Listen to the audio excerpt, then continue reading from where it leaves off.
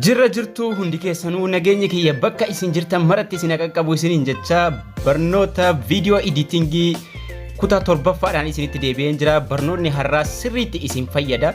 Namoonni baay'een keessaanis koomentii irratti na gaafataa turtanii akkamitti barreeffama adda addaa iskiriinii jala akka inni deemu gochuun ni danda'ama, akkamitti gochuu dandeenya, akkasuma kan iskiriinii irra ol yaa'u yeroo nuti waa dubbifnu barreeffama dheeraa finnee itti galchinee akkamitti barreeffama sana wajjin deemuu dandeenya, barreeffama sana oo iskiriinii jala akkamitti deemsisuu dandeenya ka jedhu bal'inaa wajjin ilaallaa. Turtii gaarii.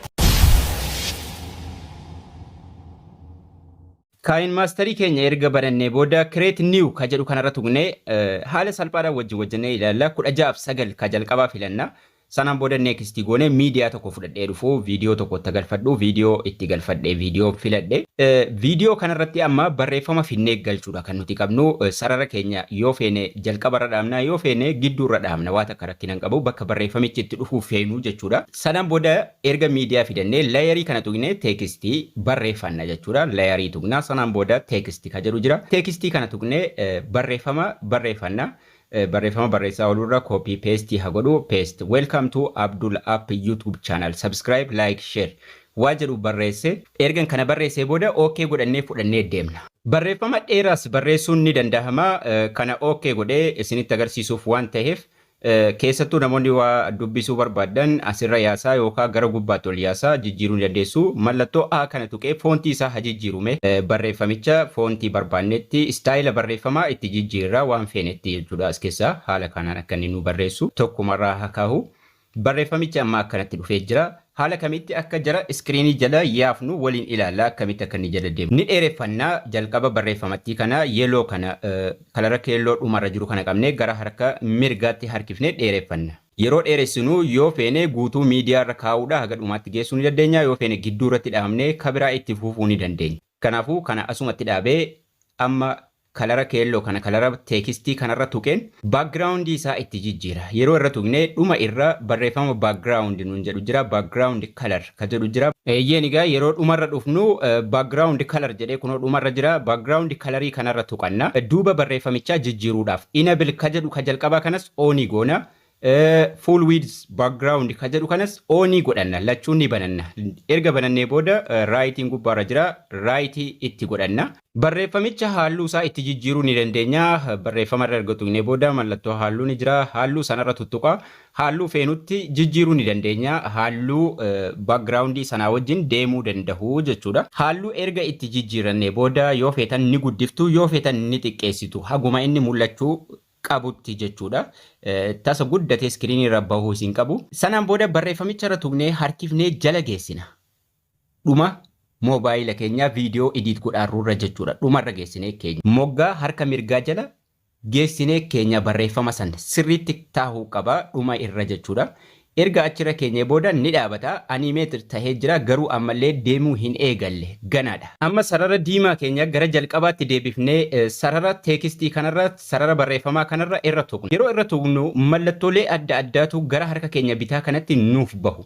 Mallattoo furaa tokkotu jira. Mallattoo kii kanatu jira. Achirra tuqanna. Achi keessaa jechuudha.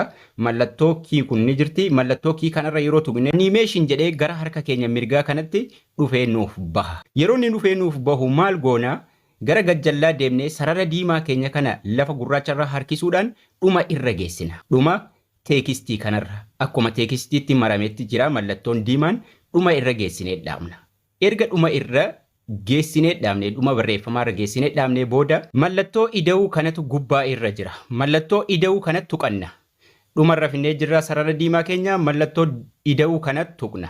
Mallattoo ida'uu kana erga tuqnee booda barreeffama sana irra qabnee harkifnee gara harka bitaa geessinee dhuma irra geenya. Harka keenyaan harkifnee jechuudha.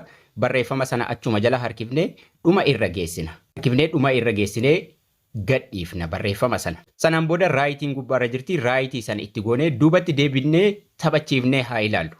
Amma barreeffamni sun sirriitti taa'ee jira. Yeroo taphachiifnu amma deemuu eegalee jira. Maaltu hanqata? Waa tokkotu hafa amma.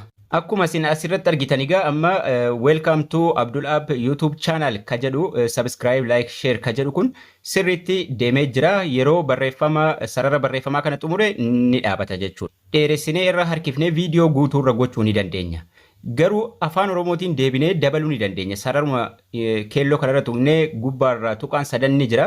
Duppilikeeta haa godhu, lama haa godhu barreeffamicha, lama godhee isa kaan immoo afaan oromootiin akkamitti waliin deemuu danda'a. Barreeffama isa lammaffaarra qabnee harkifnee gara fuulduraa geessina. Fuuldurarra geessinee wal qixxeessinee walirraa yeroo tokko dhumate tokko akka itti fuufu goonee keenya. Xiqqoosii wal bira darbee jira. Xiqqoosii as butee walitti haa qixxeessu sirriitti walitti finnee wal cinaa keenya. Yeroo tokko xumure tokko achumaan akka inni itti fuufuudhaaf jechuudha. Amma dhufee taa'ee jira. Barreeffamicha irra tuqee barreeffama isa lammaffaa kana irra tuqee mallattoon gubbaarra ni jira. San tuqee idiita godhu. Kana irraa haqee baga nagaan gara chaanaalii Abdul App dhuftan ka jedhu wayii afaan oromootiin haa barreessu. Baga nagaan gara chaanaalii yuutuubii Abdul App dhuftan ka jedhu barreessee ookeen godhadha. Ookee godhadhee inni nu ofiin taphachuu eegala. Maaliifi isa jalqabaa duuppilikeet goone egaa irra deebinee waan sana mallattoo qulfii san tuqnee cinqamaa ooluu nun barbaachisu. Welcome to Abdul App YouTube channel. Subscribe, like, share inni jedhu yeroo xumure kaantummoo itti fuufaa jechuudha. Bakki jarri itti wal argan lamman ni jira. Bakka sanarra amma bakki kun ni jira. Bakka kanarra kaantu itti fuufaa jechuudha. Baga nagaan gara chaanaalii YouTube Abdul App dhuftan inni jedhu itti fuufee deemuu eegala jechuudha. Dhuma irratti miidiyaa waan gabaabbateef ni dhaabataa osoo dhaqee hin xumurin. Kanaafuu miidiyaa sana irra qabeen harkisee miidiyaa san dheeressaa jechuudha. Miidiyaa san irra qabeen harkisee wal qixxeessa. Miidiyaa hundee sanarra tuqna kalara keelloo fuuldura isaa jiru qabnee harkifnee erga wal qixxeessinee booda duubatti deebinee haga baga nagaan dhuftan jedhu qofa taphachiifnee ilaallu. Bakka jarritti wal arganurraa gidduurraa geessinee taphachiisu yeroo eegallu baga nagaan gara chaanaalii yuutuubii Abdul App dhuftan ka jedhu guutuun isaa sirriitti taphataa jechuudha. Ammas kabiraa itti fuufnee barreeffama addaa itti dheeressuun ni danda'ama.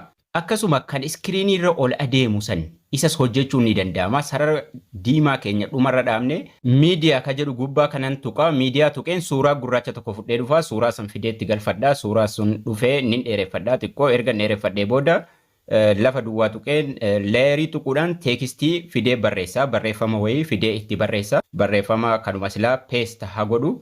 Peest godheen barreeffama dheeraa waan hin dhabeef kanuma sarara sadii godhadhee gad dabarfadhaa. Sanaan booda ookee godhadheen fudhee deemee xiqqoo guddifadha. Akka inni iskiriiniitti ol dhufu jechuudha.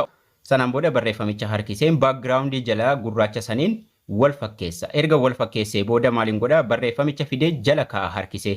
Akka inni jalaa ol jalqabuuf jechuudha. Ammallee deemuu hin eegalle. Sanaan booda mallattoon furaa keenyaa harka bitaa kanarra ni jira.